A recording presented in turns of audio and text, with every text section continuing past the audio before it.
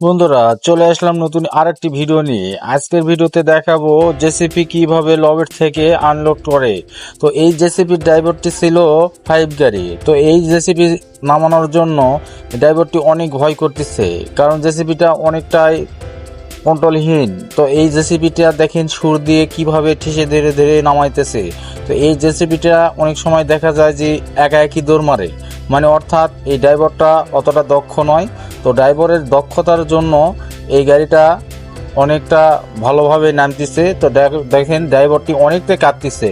তো বন্ধুরা, তো ভিডিওটা কেমন লাগলো তো অবশ্যই কমেন্টে জানাবেন। আর ভিডিওটি যদি ভালো লেগে থাকে তাহলে অবশ্যই চ্যানেলটি সাবস্ক্রাইব করে দিবেন।